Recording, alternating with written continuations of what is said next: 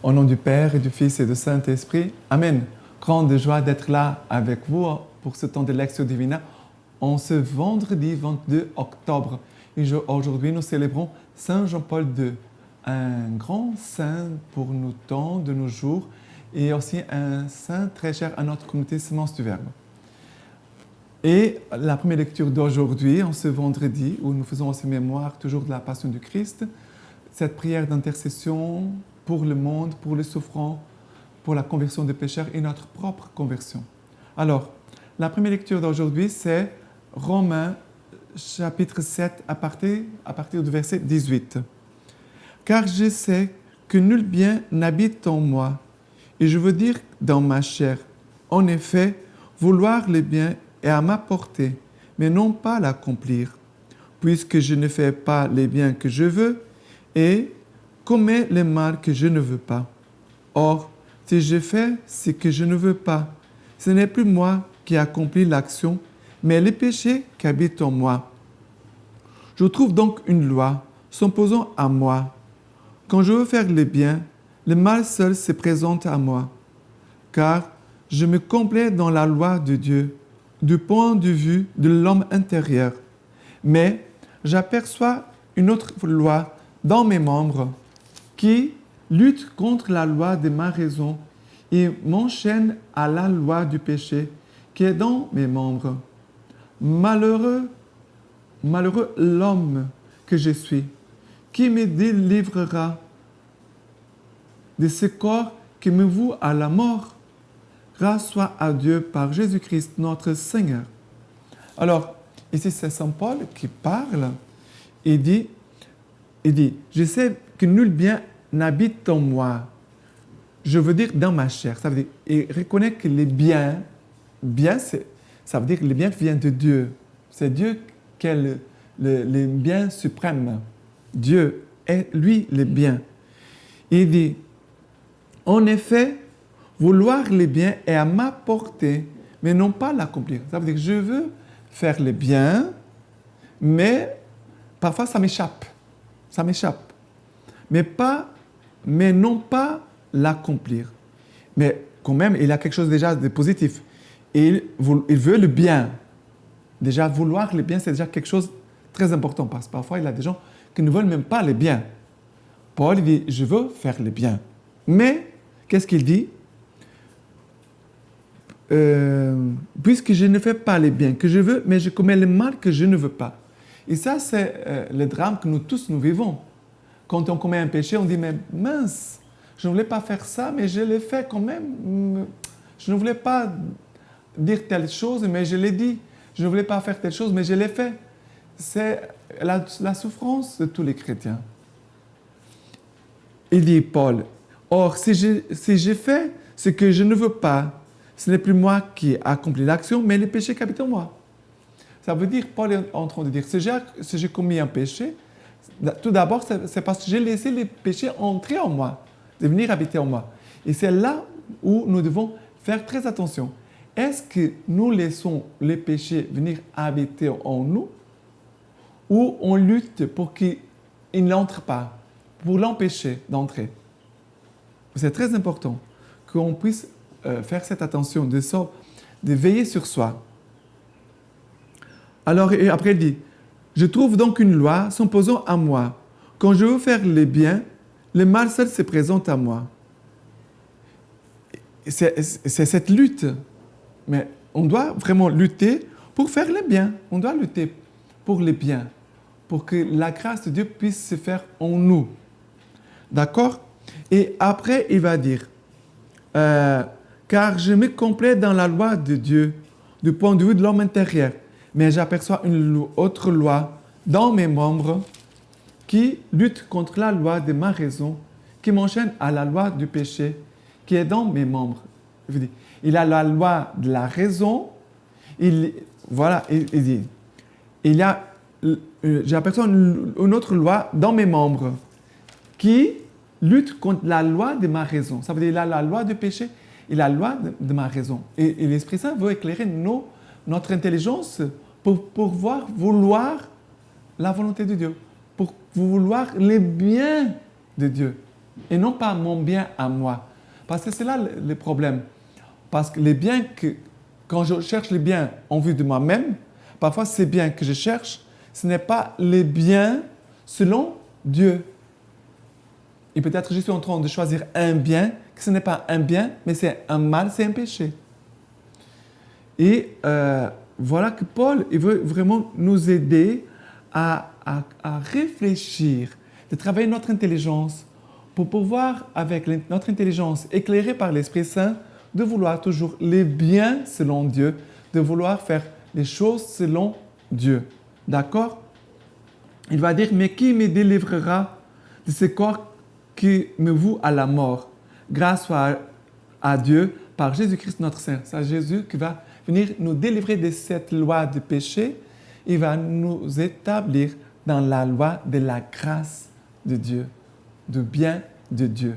OK? Voilà. Et maintenant, le psaume d'aujourd'hui, c'est le psaume 119. Apprends-moi le bon sens et le savoir, car j'ai foi dans tes commandements. Avant d'être affligé, je m'égarais. Maintenant, j'observe ta promesse. Que ton amour me soit consolation, selon ta promesse à ton serviteur. Que m'advienne ta tendresse et j'y vivrai, car ta loi fait mes délices. Jamais je n'oublierai tes préceptes, car par eux, tu me vivifies. Je suis tien, sauve-moi, je cherche tes préceptes. Il dit, jamais je n'oublierai tes préceptes, par eux, tu me vivifies. Ça veut dire, par la parole de Dieu, elle est essentielle dans notre vie chrétienne. C'est pour cela qu'on doit faire tous les jours la lecture divina, parce que la parole de Dieu vient éclairer notre raison, notre intelligence. Et la parole de Dieu, c'est l'action de l'Esprit Saint en nous, qui vient éclairer notre intelligence. Et comme ça, elle va nous faire un chemin de vie, un chemin pour les biens, selon Dieu. Et après, il va dire, je suis à toi, Seigneur. Sauve-moi. Sauve-moi de quoi? Sauve-moi de cette loi de péché qui parfois habite dans mes membres. Et la personne peut sentir la convoitise, peut se sentir attirée par le mal, par les péchés. Et dans les péchés, il y a certains péchés où la personne trouve une complaisance, elle trouve un plaisir. Et c'est là que c'est délicat. Parce que le péché m'attire vers le plaisir, mais c'est la mort qui m'attend, c'est le péché qui m'attend. Et après, il va dire, je cherche tes préceptes, je cherche ta volonté. Les préceptes de Dieu, ça veut dire le commandement de Dieu. La parole de Dieu, elle me transmet le vouloir de Dieu, les biens de Dieu. D'accord?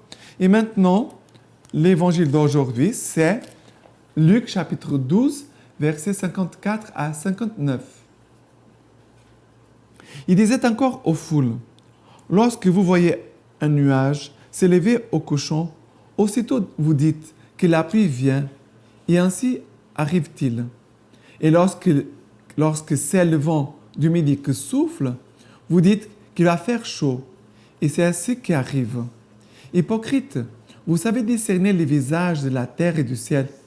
Et ce temps-ci alors, comment ne les discernez-vous pas? Mais pourquoi ne jugez-vous pas par vous-même ce qui est juste? Ainsi, quand tu vas avec ton adversaire devant les magistrats, tâche en chemin d'en finir avec lui, de peur qu'il ne te traîne devant les juges, que les juges ne te livrent à l'exécuteur et que l'exécuteur ne te jette en prison. Je te l'ai dit, tu ne sortiras pas de là que tu n'aies rendu même jusqu'au dernier sou. Deux choses ici, c'est discerner le temps, les signes du temps, et en même temps de régler les choses en chemin avec son adversaire. Deux choses.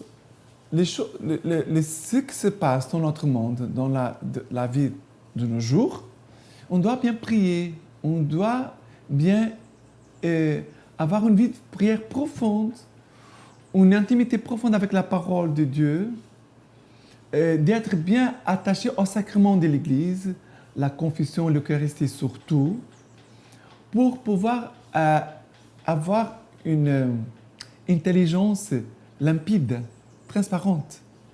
Et aussi un cœur écoutant, un cœur qui écoute, pour pouvoir recevoir de Dieu la sagesse par les sacrements, la vie de prière, l'adoration, la parole de Dieu, pour pouvoir laisser l'Esprit Saint nous conduire et pouvoir aussi comprendre ce qui se passe autour de nous. Sinon, le monde va nous entraîner vers le mal, parce que ce qui règne dans notre monde, c'est le péché. Et si la personne se laisse conduire par l'esprit du monde, elle va se perdre. Alors, on doit faire attention à cela. Et aussi, si la parole de Dieu dit, quand tu vas avec ton adversaire devant le magistrat, alors, de régler bien les choses avec nos frères et sœurs. De ne pas avoir des adversaires. De ne pas avoir de mauvaises choses entre nous. Mais que nos cœurs soient propres, purs, sans mal, sans aucun mal, contre personne. Moi, je ne peux pas régler ce qui se passe dans le cœur de mon frère, mais je peux et je dois faire attention à ce qui habite dans mon cœur. Règle les choses en chemin avec ton frère et aussi dans ta vie de prière, dans l'intérieur de ton âme, avec ton Seigneur. D'accord? Pour que ton cœur soit libre, vraiment pour suivre le Seigneur. Que ton cœur soit libre pour servir le Seigneur, suivre le Seigneur, vraiment avec fidélité. Coûte ce que coûtera. D'accord? Et maintenant, on va lire la lecture patristique d'aujourd'hui, de cette fête de Saint Jean-Paul II. Lecture patristique d'aujourd'hui. N'ayez pas peur, ouvrez les portes au Christ, de Saint Jean-Paul II. Pierre est venu à Rome. Qu'est-ce qui l'a guidé et conduit vers cette ville, le cœur de l'Empire, sinon l'obéissance à l'inspiration reçue du Seigneur? Peut-être ce pécheur de Galilée n'a-t-il pas voulu venir jusque-là? Peut-être aurait-il préféré rester sur les rivages du lac de Génézareth avec sa barque et avec ses filets? Mais conduit par le Seigneur et obéissant à son inspiration, il est venu jusqu'ici.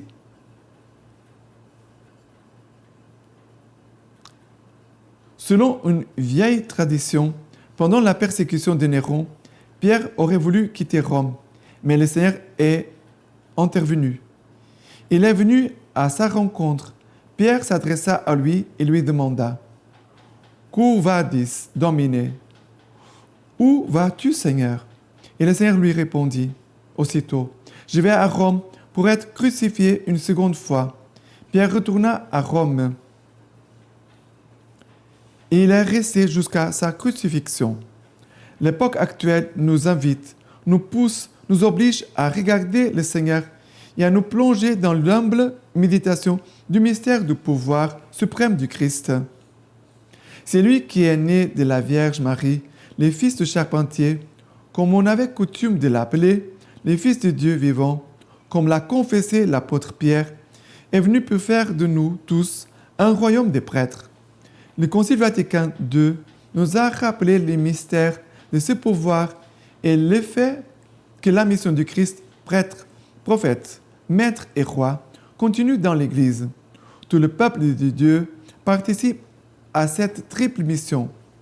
Et si autrefois on déposait sur la tête du pape la triple couronne, c'était pour exprimer à travers ces symboles les desseins du Seigneur sur son Église, à savoir que toute la hiérarchie de l'Église du Christ et tout le pouvoir sacré exercé par elle ne sont qu'un service, les services qui tendent à un unique but, la participation de tout le peuple de Dieu à cette triple mission du Christ et à sa constante fidélité à demeurer sous le pouvoir du Seigneur, lequel tire ses origines non des puissances de ce monde, mais du mystère de la croix et de la résurrection. Le pouvoir absolu et très doux du Seigneur répond à ce qu'il y a de plus profond en l'homme, aux aspirations les plus nobles de son intelligence, de sa volonté et de son cœur. Ce pouvoir ne s'exprime pas en langage de force, mais dans la charité et la vérité. Le nouveau successeur de Pierre sur le siège de Rome élève aujourd'hui une prière fervente, humble et confiante. Ô Christ, fais que je puisse devenir et demeurer un serviteur de ton unique pouvoir, un serviteur de ton pouvoir tout imprégné de douceur, un service de ton pouvoir qui ne connaît pas de déclin. Fais que je puisse être un serviteur, ou mieux, le serviteur de tes serviteurs. Frères et sœurs, n'ayez pas peur d'accueillir le Christ et d'accepter son pouvoir. Aidez le pape et tous ceux qui veulent servir le Christ, et avec la puissance du Christ, servir l'homme et l'humanité entière. N'ayez pas peur, ouvrez toutes grandes les portes au Christ, à sa puissance salvatrice. Ouvrez les frontières des États, les systèmes économiques et politiques, les immenses domaines de la culture, de la civilisation, du développement. N'ayez pas peur, le Christ sait ce qu'il y a dans l'homme, et lui seul le sait. Aujourd'hui, si souvent l'homme ignore ce qu'il porte au-dedans de lui, dans les profondeurs de son esprit et de son cœur, si souvent il est incertain du sens de sa vie sur cette terre, il est envahi par le doute qui se transforme en désespoir. Permettez donc, je vous prie, je vous implore avec humilité et confiance, permettez au Christ de parler à l'homme. Lui seul a les paroles de vie, oui, de vie éternelle. C'est magnifique. C'est le premier discours du pape Saint Jean-Paul II à Rome, voilà, que nous venons d'écouter. Maintenant, je vous laisse la bénédiction par les mains toutes pures de la Vierge Marie. Les deux Tout-Puissants vous bénissent et vous gardent, le Père, le Fils et le Saint-Esprit. Amen.